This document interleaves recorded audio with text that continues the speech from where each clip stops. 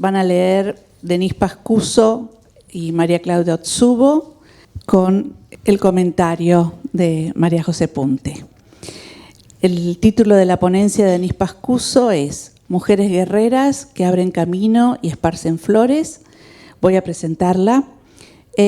Denise es licenciada en Letras por la Universidad de Buenos Aires e investigadora en el área de literatura argentina y latinoamericana, radicada en el Instituto de Literatura Hispanoamericana. Participa en proyectos de investigación en torno al erotismo en la literatura latinoamericana y de literatura latinoamericana y visualidad, radicado en el mismo lugar. Ha participado como expositora y organizadora de varios eventos académicos y de difusión cultural en la Universidad de Buenos Aires, el Museo de Arte Latinoamericano de Buenos Aires y la Biblioteca Nacional. María Claudia Otsubo, el título de su trabajo es La cajita de W. Escritora y correctora literaria, autora de Eso se trata, Mujeres al sol, Sábanas al viento y en distintas direcciones como cuentista. Caguanabe y la niña de los fósforos es su novela. Respiración involuntaria, diminuto verde, poemario. Su último libro, Leer levantando la cabeza, reúne crónicas de lectura. María José Punte es licenciada en Letras por la Universidad Católica Argentina y doctora por la Universidad de Viena. Ha publicado varios libros, el más reciente es Topografías del estallido, figuras de infancia en la literatura argentina y numerosos artículos en revistas académicas. Es profesora de la Universidad Católica, dando materias de literatura y cine en la Universidad de Buenos Aires en la materia de Teoría y Estudios Literarios Feministas y en la Maestría de Estudios y Políticas de Género de la UNTREF. Actualmente trabaja junto con Nora Domínguez y Laura Arnés en la edición de una historia feminista de la literatura argentina, de la cual ya salieron 3 volúmenes publicados por la editorial Edubim. Bueno, los dejo entonces. Bueno, como decía Silvana, mi ponencia se llama Mujeres guerreras que abren camino y esparcen flores. Y comienza así. Al introducirnos en la lectura de los textos del Vuelo de la Pluma, el último libro publicado por Tununa Mercado en 2021, podemos leer un entramado, la idea de trama en sentido metafórico, y que nos reenvía a los años de exilio de Tununa y Noé en México. Allí Tununa escribía en la revista FEM. Aclaro para quienes les interese que todos los números de la revista FEM pueden leerse en la web, en el archivo feminista de la Universidad Nacional de México.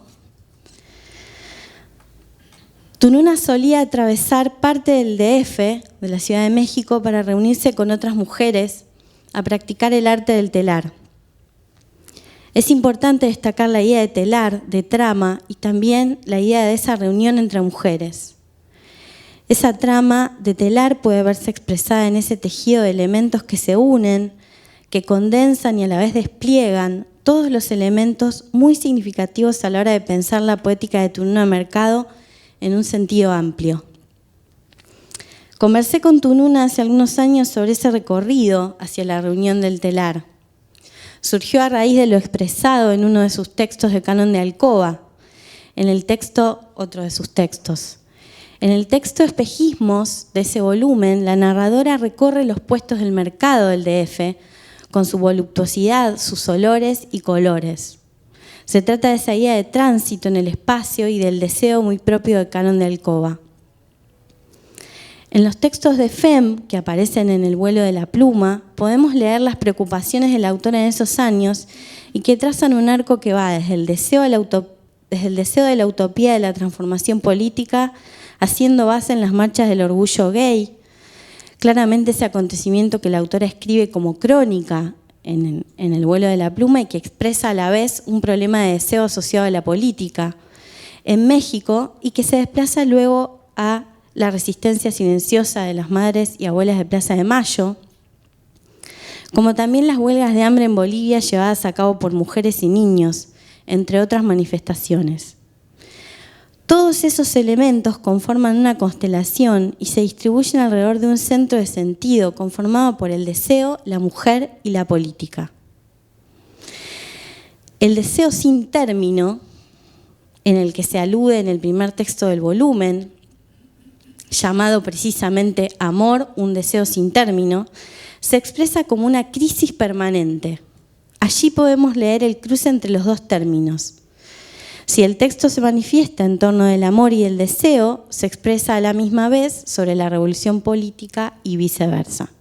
Cito: el amor, encuentro, develamiento, búsqueda de absoluto, es una utopía que despunta de la crisis.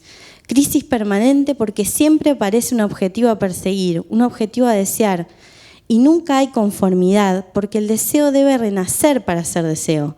Crisis que no es la que nos impone el poder, sino un estado en el que cierto tipo de lucidez radical comienza a pergeñar los cambios o a convenir la utopía revolucionaria. Fin de cita. La no conformidad del deseo y esa crisis expresada como una especie de entropía movilizadora y transformadora es a la vez desestabilización, inconformidad y afán de transformación política, reunidos ambos en un mismo movimiento. En el mismo sentido, continúa diciendo, cito: al amor nadie ni nada puede sujetarlo, ni someterlo a controles. Imparable como la muerte o la vida, el amor transita como un ánima ángel demonio, tratando de pegarse al cuerpo de alguien, de sublevarle los sentidos, de ofrecerse como una forma a la forma de su deseo. Fin de cita. En estos pasajes que tomamos como referencia, podemos observar que el campo semántico de la política y el del deseo se encuentran entremezclados. Sometimiento, control, sublevación, son términos que señalan ambos campos semánticos a la misma vez en estos textos de Tununa. No es arbitraria la decisión de que este texto se encuentre al comienzo del volumen, porque de algún modo se constituye en programático de todo el libro y ya veremos que en buena medida condensa en su sentido buena parte de la poética de la autora. Sitúa en pie de igualdad, deseo y revolución cuando expresa, cito, pareja, conyugalidad, cuestiones prácticas, normatividades, exclusiones, predominio, privilegio, conspiran contra los extenuados amantes. Creían que el amor podía ser formalizado sin que cambiara su esencia. Lo que ahora organizan corre serios peligros de convertirse en remedio de lo que fue. Como en las revoluciones de la humanidad, el destello que era delirio y muerte, delicia y vida, cambia de signo. Fin de cita. La poética de Tununa se configura como una constelación o tejido que se compone de varios elementos. Uno de ellos es la mujer, y como he trabajado en otro texto escrito sobre la novela Yo nunca te prometí la eternidad, entonces uno de ellos es la mujer y las distintas inflexiones del amor asociadas a ella. El deseo, siempre inclasificable e incalificable, diría Roland Barthes, idea que resuena en las páginas de Canon de Alcoba también, y el amor en sus distintas formas. El amor de pareja, sin etiquetas, singular en cada personaje de sus textos, inherentemente inclasificable y que precisamente es revolucionario en tanto rompe con las lógicas hegemónicas y binarias. En uno de los textos de Canon de Alcoba se pone de manifiesto poner a funcionar otra lógica, en oposición al binarismo. Luego, en el mismo texto del vuelo de la pluma, asocia el amor a la mujer y plantea, la mujer, cita, la mujer y el amor juntos es una hipótesis de trabajo feminista y expresa: transformar la relación amorosa con un sentido femenino, es decir, habiendo cobrado conciencia de una opresión, la cual debe ser la única manera de ver al otro, más amo de amor que amo de dominación, ofrecer un lenguaje en el que lo estentorio de la posición sea reemplazado por un silencio deseante. El eros cobra la forma de la lucha política y tiene tanta fuerza como cuando se enreda en el diario desesperanzado de la Penélope de Esther Seligson o las cartas de Rosa Luxemburgo, que seguramente sabía que el comunismo no está solo en los programas, sino que se vive en la mesa, en el hambre y en la saciedad, que es, como el amor, un deseo sin término. Fin de cita. En varios de los textos del volumen hay una reflexión en torno al silencio y la protesta como un contrapunto entre ambos términos, pero que en definitiva pone de manifiesto que la autora está pensando en los modos de poner en crisis todo aquello que se presente como statu quo. Existe una crónica sobre la primera marcha del orgullo gay en América Latina realizada en la Ciudad de México, un texto fechado en 1980 de la revista FEM. Allí se expresa la heterogeneidad que puede verse en la Ciudad de México y se pone de relieve que existen una multiplicidad de Méxicos distintos. Cito: rojos, verdes, violetas, azules de banderas, mantas, globos, carteles bajo la enorme cúpula del Monumento a la Revolución, con un México detrás de las celosías, oculto en las viejas calles del casco central a la hora del té, con otro México que ha decidido que permanecer en las banquetas como espectador entre distante y comprometido. Con otro México, finalmente, que ha decidido entrar en las columnas de la segunda marcha del orgullo gay, a cobijarse bajo mantas que poco tienen que ver ahora con las cobijas de la clandestinidad y la marginación. Fin de cita. En este texto se menciona el grupo de activistas Oikabet. Se caracterizó por su activismo, ellas repartían volantes, hacían música para las protestas y presentaban obras teatrales. Es una expresión, Oikabet es una expresión en idioma maya que se traduce como mujeres guerreras que abren camino y esparcen flores. Esa agrupación, entre otras, como Nuestro Cuerpo o Lambda, proponían, cito el texto de Tununa, no dejar nada fuera de la crítica, empezando por el lenguaje. Si se quiere, este aspecto se liga con lo que sigue a continuación. Frente a la puesta en cuestión, ¿acaso el silencio sea una buena manera de ponerlo en crisis? Luego en el libro se traza un arco que va hacia Argentina, allí donde el silencio se vuelve resistencia, con las madres de Plaza de Mayo haciendo la ronda de los jueves. Eso se expresa en un texto llamado Argentina, elogio de la locura, en alusión al adjetivo locas que se atribuía a las madres de Plaza de Mayo. Aparece fechado en 1980 y dice lo siguiente: es muy difícil dar cuenta de la infinidad de planos que se entrecruzan en un solo acto, reunirse en Argentina como madres, hermanas o esposas, es decir, como mujeres, todas las semanas, para reivindicar simplemente que el hijo, el hermano, el padre o el marido aparezcan vivos o muertos. No es una pura manifestación afectiva, un reclamo individual o la defensa de un interés propio. Marca la socialización del dolor personal e instaura la dimensión del grupo, del movimiento. Fin de cita. Luego señala el carácter político de la acción de las madres, uniendo a todas las mujeres bajo la categoría amplia de maternidad, y expresa que la idea de ronda es una de las formas más imaginativas de protesta que se hayan creado en Argentina y obliga, por lo tanto, a repensar críticamente a las demás. Expresa que bajo esa fisura de protesta mínima se ha empezado a filtrar un vendaval. Y esa línea que el texto traza entre México y Argentina finalmente también arriba una huelga de hambre en Bolivia. Una revolución, cito, una revolución no violenta jamás conocida antes en Bolivia, compuesta por mujeres y niños y que se presentó como un detonador de un sacudimiento social y político a tal punto que se pregunta si por el ser el punto más débil de un sistema represivo, las mujeres y los niños pueden convertirse en la mayor fuerza para combatirlo. Fin de cita.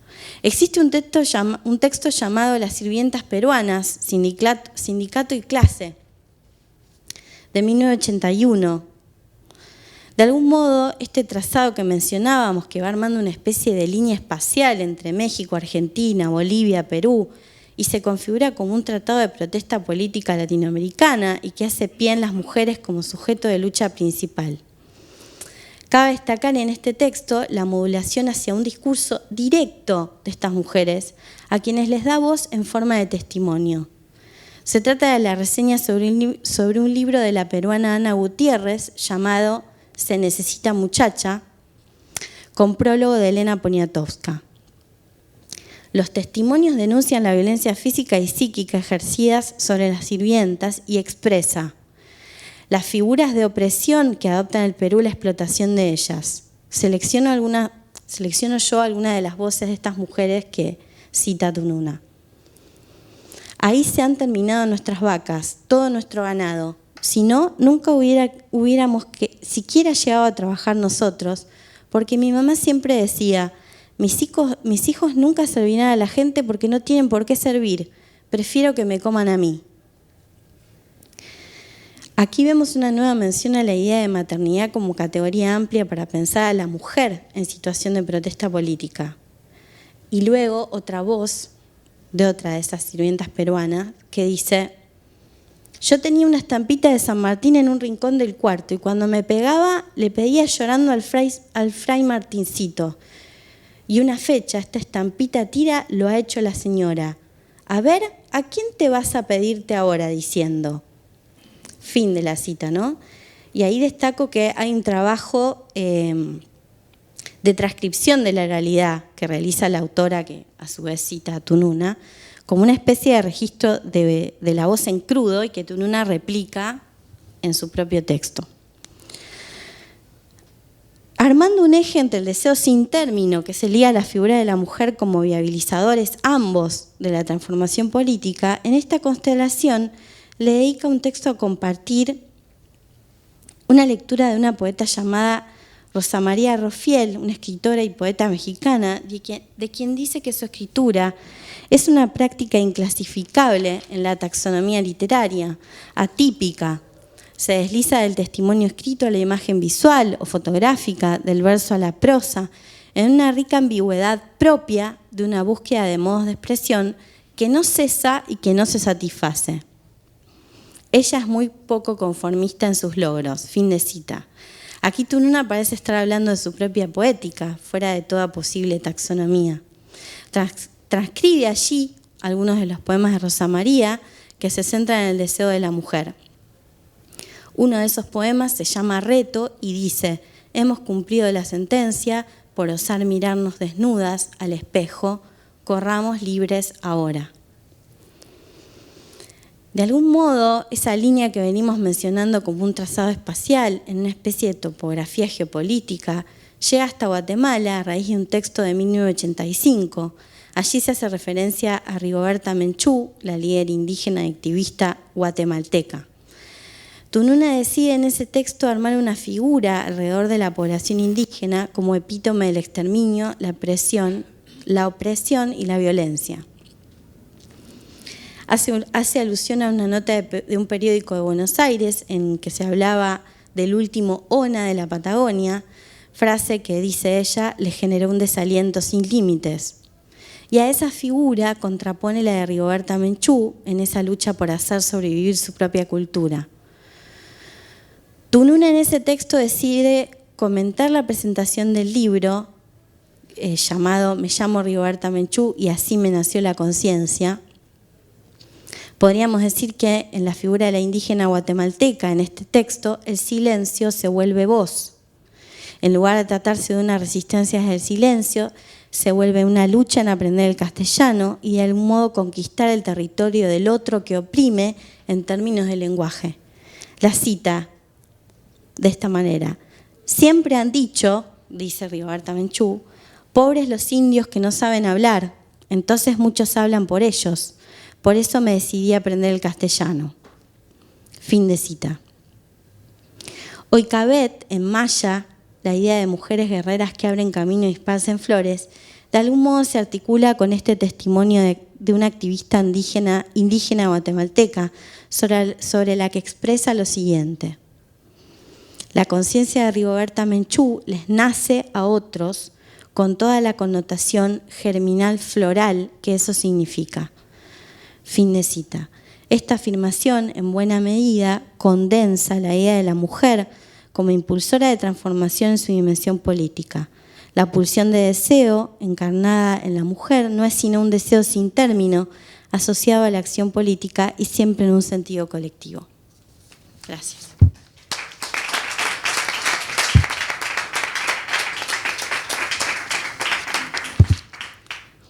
Bueno, ahora damos paso a Te dejo. a María Claudia Otsubo, que está conectada. Te escuchamos. ¿Qué tal? Perfecto. ¿Me escuchan bien? Sí, perfecto. Bueno, bárbaro. Por cualquier cosa me avisan. Bueno, buenas tardes. Yo me voy a apoyar en un PowerPoint porque estando en pantalla, si no, se les va a hacer muy densa mi exposición. Así que vamos a compartir ya para no perder tiempo.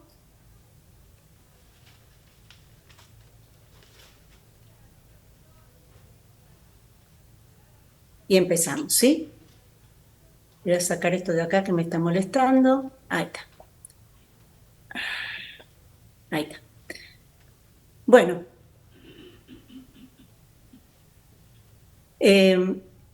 Año 2019. Era el último día de un extenso feriado muy frío en Buenos Aires. Caminaba por la calle Viamonte, solitaria y destemplada, por sus veredas que no obstante el entorno de cartones y abandono conservan un aire distinguido. Me dirigía a la casa de Tununa y Noé. Ya en la puerta del edificio intenté recordar mi última visita a Tununa. Mi anotación en la portada En estado de memoria atestiguaba que había sido un caluroso 23 de noviembre del 2016.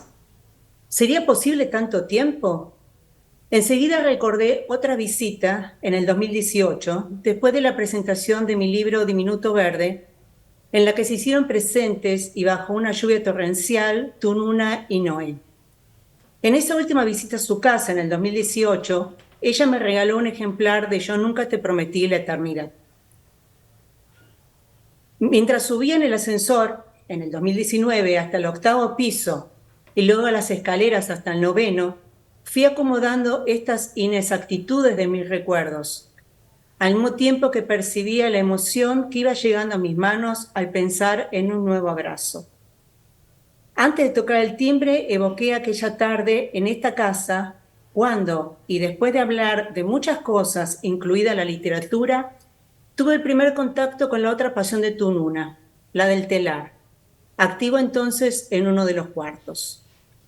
Aquella primera vez, Tununa también me llevó a su estudio en planta baja, alejado del último piso compartido con Noé, donde me confió que estaba trabajando arduamente en una traducción del francés al español. Hoy, abocada a esta tarea de recobrar vivencias, es que advierto la coincidencia de que tanto el telar como el libro se sostenían por igual en la madera, elemento tan noble para contener ambos procesos, el del tejido y el del libro que como una partitura musical, evoco hoy, se desnudaba con sus tapas abiertas sobre el atril. Yo nunca te prometí la eternidad es el texto que Tununa escribe luego de ganar la beca Guggenheim en 1998. Lo escribe ya en Buenos Aires, luego de una década de exilio, como ya contó Denise, porque la familia Chitrique había sido amenazada por la AAA. Inicio hoy, cuando preparé esta exposición, una nueva lectura. Es la tercera. Recordé enseguida el esfuerzo de seguir la línea en la impresión de letra pequeñísima. De alguna manera me identificaba con la narradora de la novela, que intenta descifrar los papeles escritos por Sonia.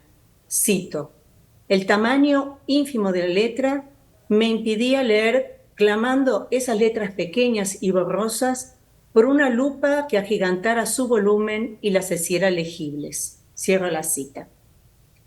Por eso en aquella visita, en aquella tarde del 2018, como disculpándose y anticipándose a sí mismo a la historia que iba a leer, Tununa me había escrito en la dedicatoria de su libro: Claudia, la letra es muy pequeña, pero la memoria es grande. Y hoy reparo en ese contrapunto de la letra mínima, incapaz de abarcar, contener o expandir el tamaño inmenso de la memoria.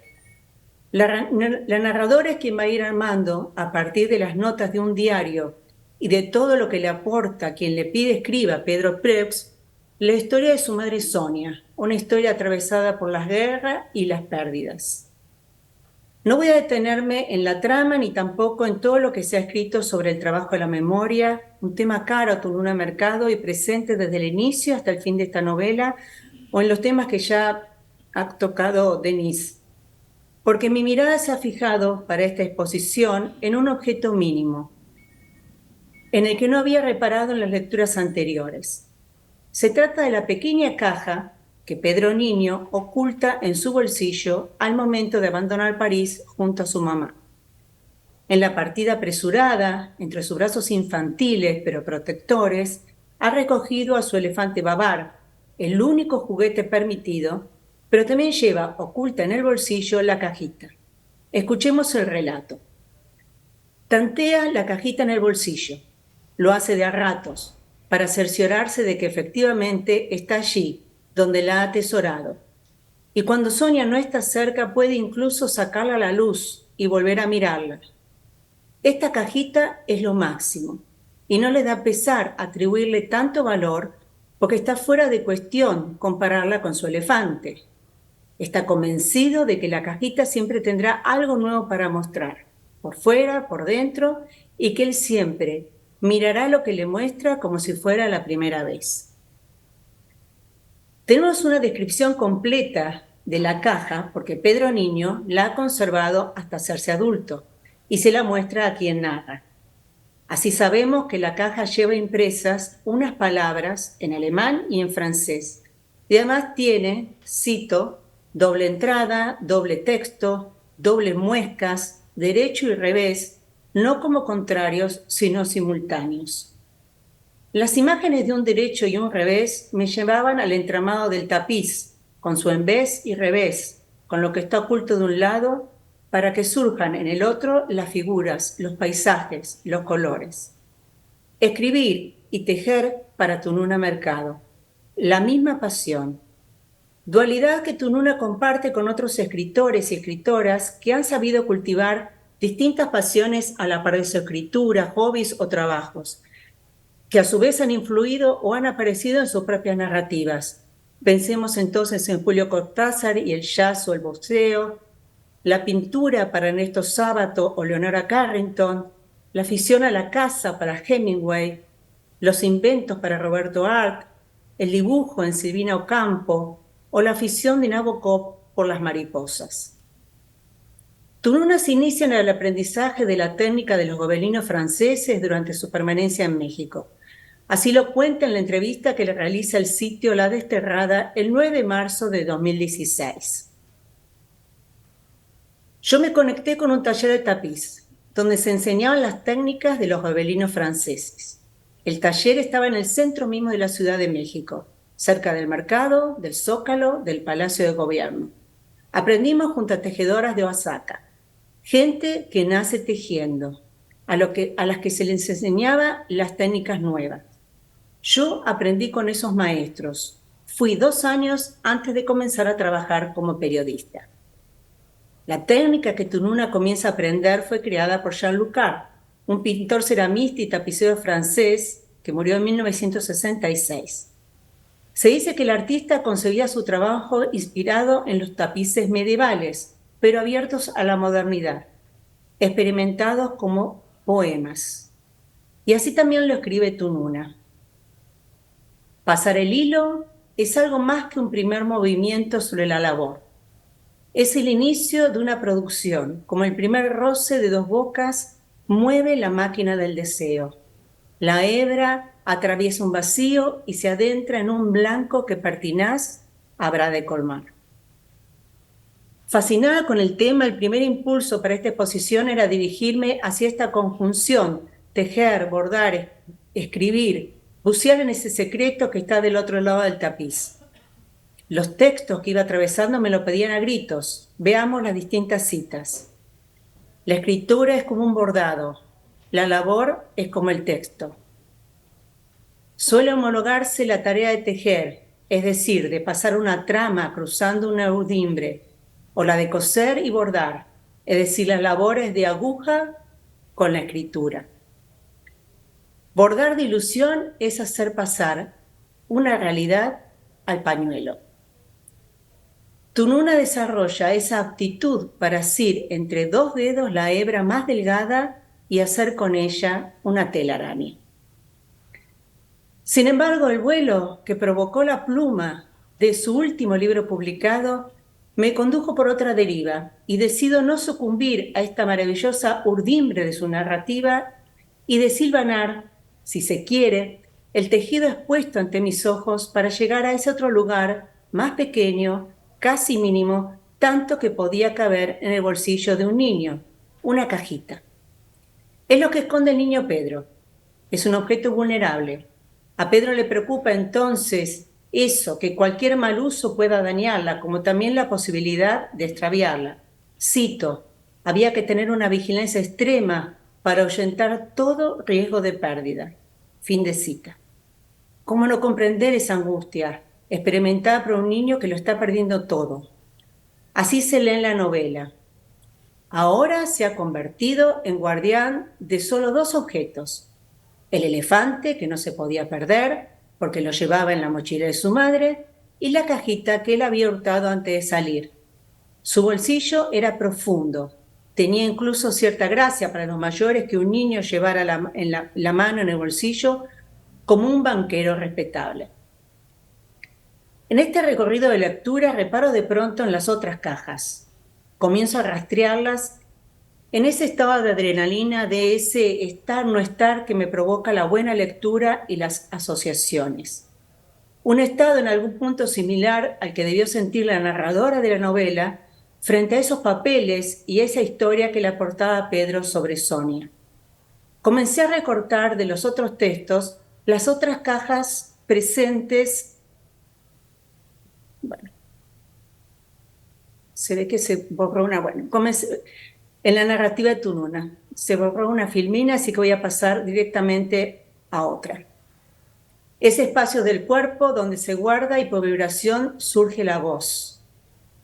Ese espacio del cuerpo donde se guarda cajas sonoras intensamente vivas, una junto a la otra a lo largo de la avenida del parque. Bastó empezar a escribir para que lo que yo llamo mi caja, es decir, bastó empezar a escribir para lo que yo llamo mi caja, es decir, mi casa o mi recinto separado del mundo, que es la propia escritura, o escribo mi caja, reuniendo en solo 3 palabras mi hacer y deshacer cotidiano. Escribir se parece cada vez más a eso, escribe Tununa, es situarse en el espacio y avanzar sobre un mapa haciendo reconocimientos. Se llega a un punto, desde allí se tantea el terreno, se palpa las texturas con las plantas y las palmas, se corren los escombros, el fondo crea la circunstancia y los acontecimientos. Son esas líneas más fuertes, iluminadas por las revelaciones de un recorrido y por los accidentes de un azar. La caja no tiene un carácter representativo, no es una casa, ni un útero, ni un féretro, ni una iglesia, ni una caverna de la especie. Es un continente para el oficio único de la escritura, recinto de captación y de resonancia. La caja se escribe en sucesivas concentraciones. La caja no abre ni uno entra en ella. Quien escribe es la caja. Es su caja y está en ella a designio. Me detengo en esta vuelta de tuerca propuesta por Tununa. Leer la caja entonces no como el sitio de residuo o el espacio de atesoramiento de la memoria, sino como la memoria misma. Tununa incluso la denomina, cito, caja autoportante, escritura móvil, que es todo lo contrario a escritura estancada, fijada en un espacio delimitado, como podría pensarse ese objeto. La escritura es en y no desde, señala. ¿Qué hay, por lo tanto, en el en? Regresemos a la caja de Pedro y lo escrito por la narradora. El contenido era evidentemente un viaje, o para decirlo mejor, un transcurso, 2 instancias que estaban incorporadas en el niño, aunque no fuera consciente de ello. Y llegamos al otro detenimiento de mi mirada y a la pregunta, ¿de quién era entonces la cajita que atesora Pedro? ¿Quién se la regaló? Es entonces que surge ese nombre, esas iniciales, a quien, a pesar de estar haciendo una tercera lectura, no había registrado. Me abruma no haberme dado cuenta de su importancia en las lecturas anteriores, pero el mismo texto que estoy leyendo me consuela. Cito lo escrito por la narradora. La escena de aquella noche en la posada donde durmió WB había permanecido cerrada a los ojos de quienes alguna vez habían leído el diario. Se trata de Walter Benjamin. Él es quien le ha regalado en la tienda de magia la cajita a Pedro, porque es Benjamin con quien se encuentra Sonia en sus caminatas por París antes de huir. Pero otra razón motivó esta detención en WB. La provocó una lectura de otra novela que se coló mientras trabajaba los textos de Tununa. Y hablo de Hipersueño, la novela de Lency Sioux, publicada en el 2006. También un relato sobre las pérdidas y, en esencia, un homenaje al amigo recientemente fallecido, Jacques Derrida. Cuando preparé esta exposición, recuerdo haber colocado a ambos lados de la computadora la novela de Tununa, la de Sioux, y en un vértice imaginado haber situado a Walter Benjamin. Aunque seguida deshice el triángulo, para convertirlo en un círculo, escapándole así a la jerarquía y a la inmovilidad que me imponía la otra figura. Veamos primero y muy brevemente, por el tiempo de esta exposición, algunos conceptos postulados por Benjamin sobre la experiencia. Me voy a limitar a un texto en particular por él escrito, Experiencia y Pobreza, de 1933. La cosa está clara. La cotización de la experiencia ha bajado y precisamente en una generación que de 1914 a 1918 ha tenido una de las experiencias más atroces de la historia universal, lo cual no es quizás tan raro como parece. Entonces se puede constatar que las gentes volvían mudas del campo de batalla, no enriquecidas, sino más pobres en cuanto a experiencia comunicable. Y lo que 10 años después se derramó en la avalancha de libros sobre la guerra era todo menos experiencia que maná de boca a oído. Esto es central para Benjamin, la incapacidad de estos hombres de comunicar sus vivencias a través del lenguaje. La experiencia para Benjamin no es una mera recepción de datos a la manera de la experiencia del empirismo. No falla la percepción. Lo que ha sucumbido es la elaboración activa de esa vivencia. Y eso es una pretendida síntesis, les pido perdón, pero Benjamin cuestiona también el modo tradicional de hacer historia y el modo como se ha comprendido el tiempo. Hacer con el pasado una experiencia, lo cual implica modificarla y verse modificado por él. Una experiencia no es cualquier vivencia, ni cualquier encuentro con el mundo. Es una elaboración de ese material en la forma de un relato significativo para otros. La experiencia es acción en la medida en que implica una apropiación y una elaboración de la tradición. Veamos ahora, en los dos textos mencionados, Hipersueño y Yo nunca te prometí la eternidad, para detenernos en las similitudes y diferencias entre ambos en relación a esto expuesto de Benjamin.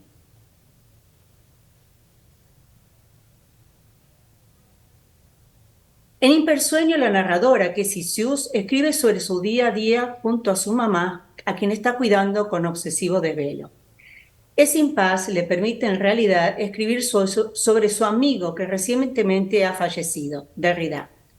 El libro se divide en 3 partes o extensos capítulos. El segundo se titula El sommier de Benjamin.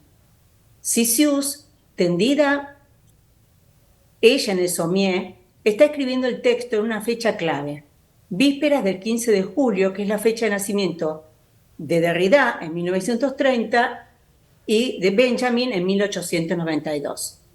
En la novela, Sioux narra su sorpresa al descubrir a quién pertenecía ese sommier, presente en los sucesivos exilios de la madre y también en la vida de la escritora, y la constatación de que ese descubrimiento es algo que ya no puede contarle a Derrida. Este hecho pone en evidencia también que ya no podrá llamarlo para contarle eso y muchas otras cosas, y como tampoco podrá llamarlo para saludarlo por su cumpleaños. El silencio del otro lado del teléfono es la melancolía de no escuchar más la voz del amigo. Pero además Cixous replica en la historia del Sommier el objeto donde se produce el sueño de Benjamin, que está presente en el discurso pronunciado por Derrida en Frankfurt en el 2001, Fichus. El Sommier concentra la duplicación sueño y escritura, el duplicado de la letra. Recuerdan que en la caja que guardaba Pedro, con la inscripción de 2 lenguas, el alemán y el francés. Cixous narra que ha buscado en su biblioteca las correspondencias de Derrida para volver sobre ella y no las encuentra. Y lamenta esta pérdida, o sea, concentra en la pérdida toda su melancolía que refleja su momento actual. Todo se ha perdido.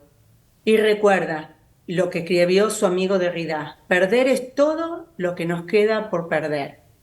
O como escribió el mismo Benjamin en un texto breve, en media asta: cuando muere un ser muy próximo a nosotros, nos parece advertir en las transformaciones de los meses subsiguientes algo que por mucho que hubiéramos deseado compartirlo con él, solo podía haber cristalizado estando él ausente. Y al final lo saludamos en un idioma que él ya no entiende. Hago un paréntesis para compartir que releer esta escritura mía luego de las partidas de Noé y Roberto ha sido constatar esta certeza. Tanto para mí como luego para Roberto, que lo hinché para que leas Hipersueño, el texto de Cixous, fue muy movilizador. Veamos ahora el texto de Tununa, Yo nunca te prometí la eternidad. La narradora establece un paralelo entre ese tiempo del niño separado de su madre y el tiempo de Benjamin. Ambos están extraviados. Y entre ese único bien de Pedro, la cajita que contiene las imágenes, y el de Benjamin con sus papeles, como única pertenencia contenidos en un maletín. Y dice: las dos travesías se habían unido en una misma dirección, la de verificar con la misma obsesión, tanto Pierre como WB, si los únicos bienes que poseían estaban todavía al alcance de la mano. Entre ellos dos está Sonia, reencontrándose en la huida con el hombre que solía pasear con ella por algún parque de París. La narradora de esta novela viaja por Gou, el pequeño pueblo de frontera donde llega y muere WB en 1940.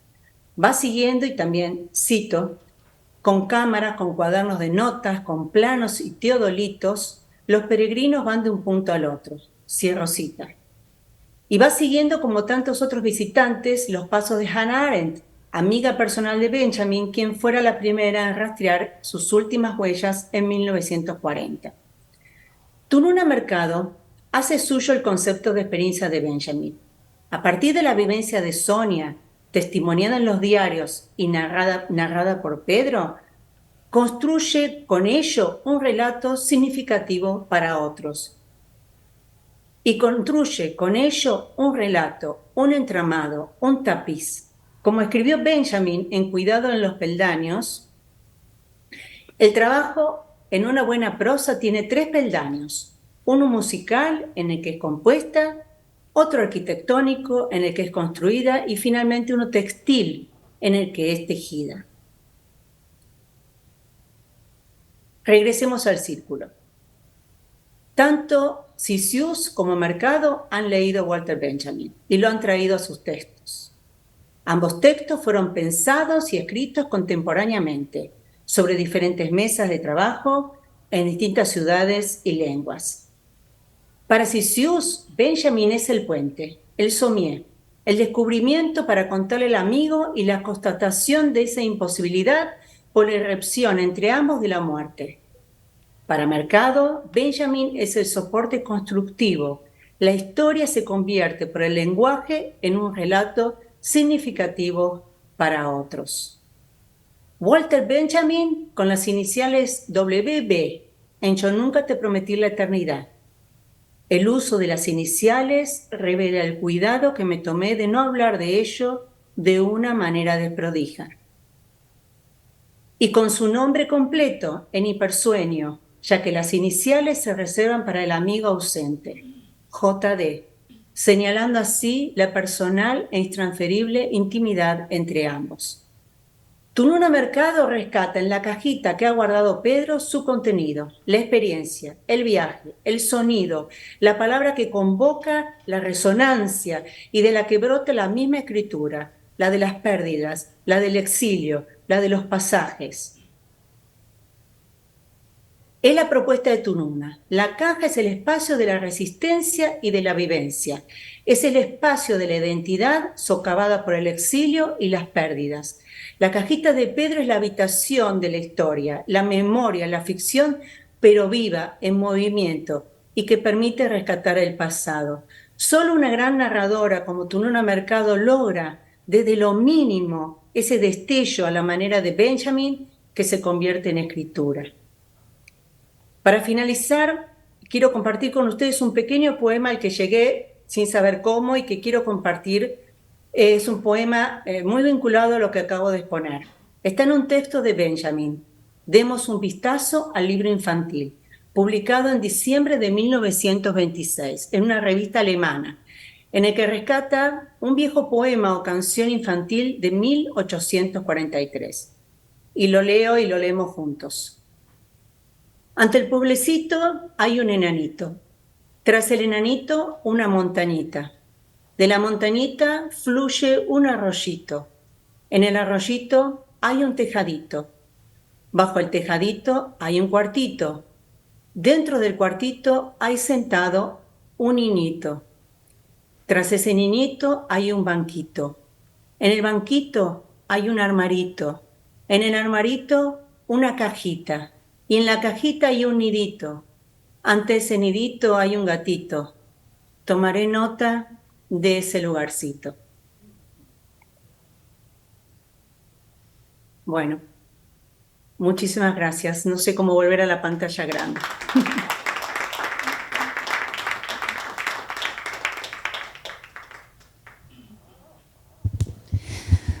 Bueno, buenas tardes. En realidad, voy a hacer unos comentarios muy breves y tal vez voy a tirar un par de ideas para que puedan comentar las dos expositoras, cuyos textos son hermosos, ¿no? Y creo que efectivamente abren nuevas entradas de interpretación para la obra de Tununa Mercado, que es, bueno, los que nos reúne en esta ocasión, precisamente en este momento. Pero en realidad los dos textos al principio a mí me generaron una cierta indecisión. Yo no sé si es porque al leerlos a los dos juntos, en realidad lo que funcionó fue como una especie de fuerza centrípeta que me arrojó hacia las afueras, ¿no? Las afueras que nos conducen a esos lugares del exilio por los que transitó la familia Gittrick Mercado, ¿no? Por un lado, el texto de Denise, que me arrojó hacia el norte de América, hacia México, con todas esas tradiciones que ella iba mencionando y va trayendo de nuevo a través de los textos de Tununa. Y la otra que nos conduce a Europa, a Francia, a la filosofía alemana, con Walter Benjamin. Y me sentí como un poco perdida, tratando de ver qué cartografía armar a partir de textos que me lanzaban a esos dos extremos. Y de pronto, en realidad, lo que caí en la cuenta, me di cuenta de que había dos objetos que funcionaban de nuevo como una especie de fuerza centrípeta, que son dos objetos con mucha fuerza visual, con mucha potencia visual, y que en realidad me interpelaron por la materialidad. Uno de ellos es el telar, el objeto telar. Otro de ellos es el objeto caja, que en realidad es una cajita, está como miniaturizada, empequeñecida, pero no en un sentido negativo, sino en un sentido casi amoroso, algo que se ve también en todos esos diminutivos de la poesía con la que cerras tu ponencia, María Claudia. Entonces, yo lo que quería proponerles es que por ahí hablen más sobre esos objetos. Pero antes de que empiecen a hablar de esos objetos, o sea, antes de, digamos, de que ustedes puedan volver o armar este diálogo, había varias cosas que quería hacer notar. Por supuesto que la idea de tejido, de la palabra como textura, que está tan presente en la obra de Tununa Mercado y que ustedes hicieron resaltar de varias maneras, a través de muchas imágenes, border, tejer, la telaraña, que decía María Claudia, ¿no? O también voy a citar una oración de Nietzsche en donde dice: esa trama de telar puede verse expresada en ese tejido de elementos que se unen, que condensan y a la vez despliegan todos elementos muy significativos a la hora de pensar la poética de Tununa Mercado en un sentido amplio, muy sintético. Entonces estaba por un lado toda esta idea de tejido que, bueno, a mí me hacía pensar, por supuesto, en la obra de Tamara Kamensain. También me hacía recordar a Silvia Molo y ese homenaje que ella hace en Varia Imaginación, donde digamos, en un texto sencillamente enumera una serie de elementos que tienen que ver con la costura y que de alguna manera son una metonimia del espacio femenino. Por último, una escritora más reciente con la que estuve trabajando últimamente, que es Val Flores, y un texto de ella, en donde también vuelve a la metáfora del tejido, pero esta vez de una manera mucho más material, porque la costura a la que ella hace referencia es una costura de una vez que se lastima la lengua y que le tienen que coser la lengua, ¿no? Entonces ella habla de una lengua hecha de relámpagos. O sea, hay toda ahí una línea que va atravesando buena parte del siglo hasta el presente, en donde la costura está siempre presente. Ahora, yo no sé cómo es tejer en telar. O sea, lo he visto, pero no sé cómo funciona, no sé cómo, no me lo puedo imaginar. Tampoco soy una gran tejedora, no he tejido mucho, tampoco soy una gran bordadora. Entonces, son todas figuras que a mí me interrogan y me producen más preguntas que respuestas. Por eso creo que me voy a remitir a ustedes dos para que por ahí tratemos de pensar cómo funciona la figura del telar como dispositivo literario. Es decir, si es que cómo se puede traducir en una forma de pensar el trabajo de la escritura en Tununa Mercado como un movimiento de ida y vuelta, como un movimiento sistemático, como un movimiento interior al lenguaje. Después voy a citar algo que ella dice en otro lugar, que Tununa dice en otro lugar. Pero bueno, también me interesaba el telar, porque el telar, si bien es un objeto contundente y material, bueno, no sé cómo es el telar de Tununa, pero digamos, es un objeto que a mí se me hace contundente, también implica una determinada relación con el cuerpo y con la manera de conectar el cuerpo con un objeto y de producir algo que sale de ahí, ¿no? Que es el tejido, el gobelino. Eso por un lado. Entonces, por ahí la pregunta no va dirigida a las dos. ¿Cómo ven el telar? ¿Cómo podrían volver a la figura del telar? Y el otro objeto es la cajita. Y bueno, la cajita, a mí, en realidad, por supuesto, lo primero que me hizo pensar fue en el Gastón Bachelard y la poética del espacio, cuando Gastón Bachelard hay un capítulo que le dedica a los cofres, a los armarios, a los cajones, como un lugar de la intimidad. Lo que pasa es que después volví un poco a ese texto y me di cuenta que la cajita de la que vos estás hablando no es exactamente esa, tampoco es la cajita. Creo que quedó bastante claro en alguna de las últimas citas que diste sobre la cajita. Entonces, para pensar más en la caja y en la cajita como repositorio, como memoria, tal vez una imagen que se remita mejor a esto es la idea de pliegue. La caja de cartón también está llena de pliegues, entonces me parece que todo lo que vos describías a partir de cómo Tununa trabaja la caja en esta novela tiene más que ver con los juegos de pliegues y plegados que también están muy vinculados con ciertos trabajos manuales infantiles. Desde por la entrada que yo he hecho a la obra de Tununa, por ahí una referencia es la novela La Madriguera, en donde entonces en la metáfora de la memoria es esto otro, esta madriguera que es el espacio donde vive el topo y desde el cual el topo va moviéndose por debajo de la tierra de forma subterránea y abriendo como nuevos caminos que remiten más a una figura rizomática, ¿no? Pero de nuevo, estamos ante un espacio cerrado, un espacio subterráneo, un espacio íntimo, otra forma de la intimidad vinculada con la memoria. Voy a citar algo de la novela que tengo acá porque me gusta, dice: como un topo, la niña trabajó para el futuro sin saber lo que hacía. En las madrigueras hay dientes de gatos, filosos y brillantes, muelas de perro cúbicas y romas, los propios dientes de leche que se le fueron cayendo uno a uno. Hay rizos de niñas, suaves rubios y tersos negros, que se fueron acumulando como en un pequeño cementerio de amores. Es decir, de nuevo, también hay una forma de la materialidad ahí que está en este otro espacio íntimo que es la madriguera. Y por último voy a leer lo que prometí que iba a leer, que era un par de oraciones tomadas de la entrevista que Tununa Mercado le dio a Gwendolyn Díaz para un libro, en donde ella dice lo siguiente, y me parece que por ahí puede servir para pensar tanto el telar como la caja, como formas de la escritura, como dispositivos escriturarios. Y la frase dice lo siguiente: para mí, escribir ha consistido en una serie de prohibiciones y desafíos. Me he prohibido escribir de manera habitual y me he desafiado a crear una forma de expresión original. Me niego a usar frases hechas, lugares comunes o estructuras retóricas que no son mías. Mi escritura no es anecdótica, más bien es una inmersión en la subjetividad, un mirar hacia adentro. Bueno, y dicho esto, aquí me parece que hay como ese movimiento dialéctico entre las prohibiciones y los desafíos que parecen contradecirse, pero en realidad se complementan. Y me gustaría entonces preguntarles qué entramado pueden armar de toda esta reflexión, y que me parece que sí uniría con hilos es todo esto que fueron planteando a través de sus dos ponencias, y bueno, armarían un nuevo tejido, una nueva trama. No sé quién quiere empezar. María Claudia, ¿querés empezar vos? No, yo sumándome a lo que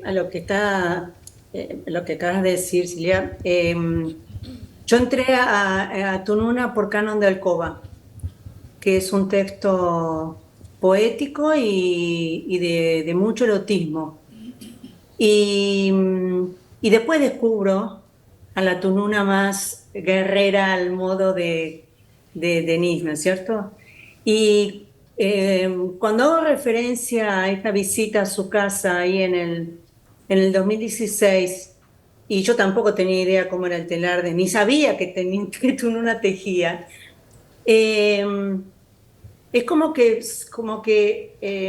reuní como tres partes.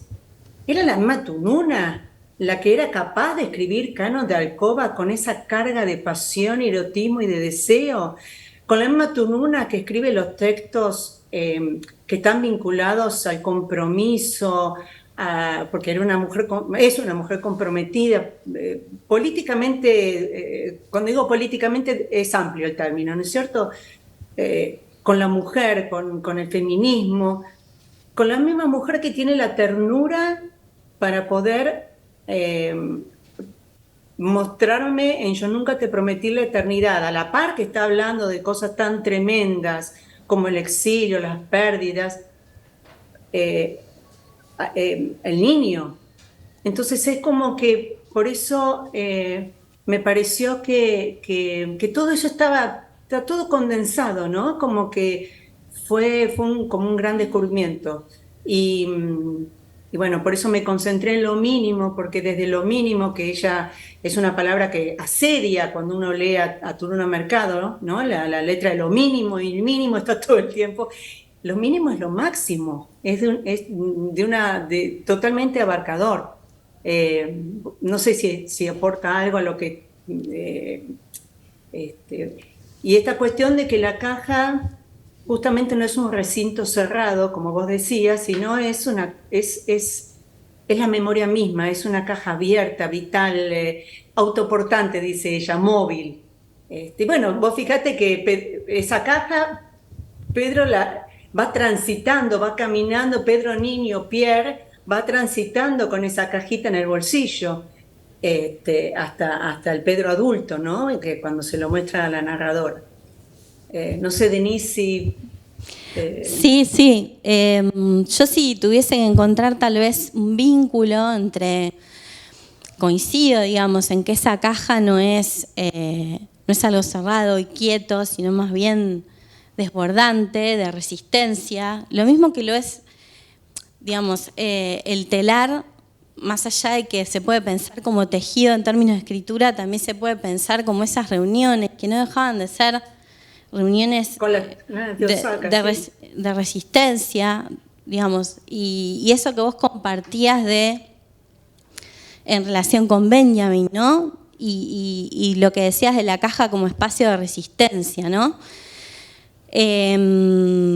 Pienso que se ligan la escritura, la caja y el telar como una resistencia y como justamente un afán de interrumpir esa mudez, ¿no? La mudez de esos que venían y no podían narrar nada, ¿no? Como que a mí, cuando leía yo nunca te prometí la eternidad, es, bueno, en principio hay una mudez frente al trauma, hay una mudez frente ¿no? Y la escritura lo que hace es insistir, ¿no? Insistir, y se construye ahí un tejido de escritura que lo que hace es recuperar una memoria, y es una memoria, como vos decías, que es móvil, que es... me hizo acordar un poco a Canon de Alcoba en Antieros, que, bueno, un poco van a hablar sobre eso mañana, pero, digamos, la figura del orden, de lo prescriptivo, de los cuartos, ¿no? de las indicaciones justamente para las sábanas sin pliegue, que queden lisas. Y después está el otro espacio, el espacio del desborde, que es la cocina, ¿no? Con los olores y los pimientos y... Sí, todo. Entonces me parece que va más por ahí, digamos, ¿no? Como que no hay un espacio liso, sino al contrario, de repliegue, de desborde, y me parece que de eso se trata, ¿no? Un poco el vínculo que puedo encontrar entre lo que pensaste vos y lo que pensé yo. Sí, aparte cuando se teje el tapiz, vos lo tejes del revés, y ahí no estás viendo nada, vos estás, pero cuando lo das vuelta es... Claro. ahí está todo el desborde, ¿no es cierto?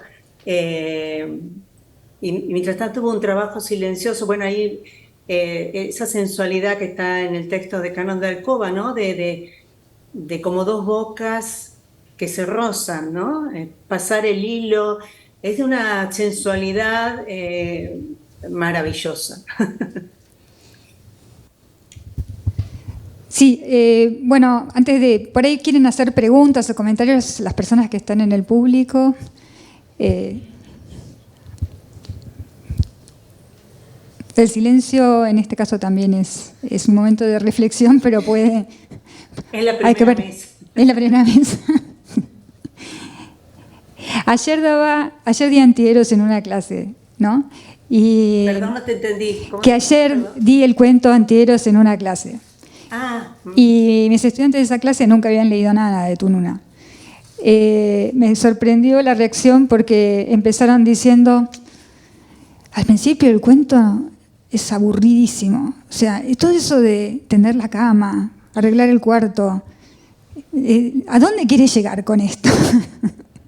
Y después parece que, bueno, la narración te va arrastrando y termina con ese estallido erótico y sensual y de los sabores y de los colores y de los olores que te hace realmente, te hace todo tan material y tan próximo y tan asequible.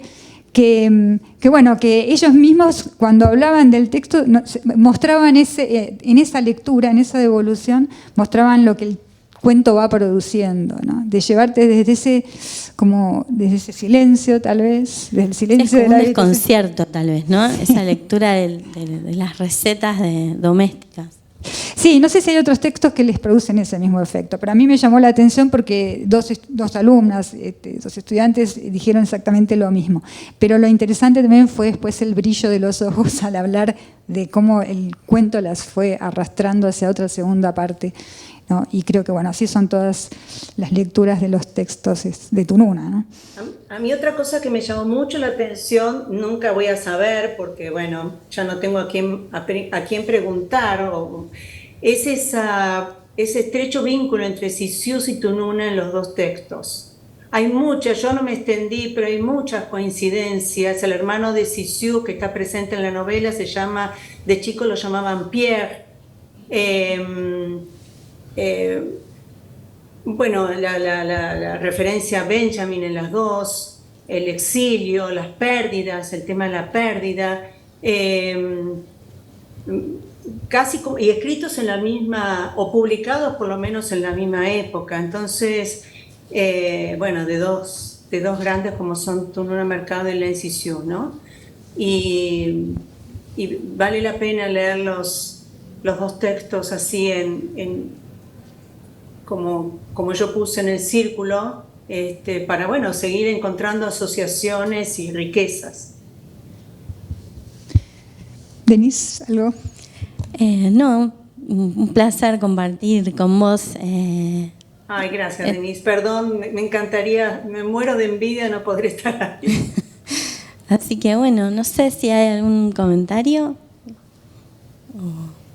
Yo no veo a nadie. Así que... Te contamos nosotras. Bueno, entonces si no hay preguntas o comentarios por parte del público, cerramos esta mesa para dejar paso a la próxima. No sé si hay una breve pausa, imagino que sí. Y muchas gracias por haber participado.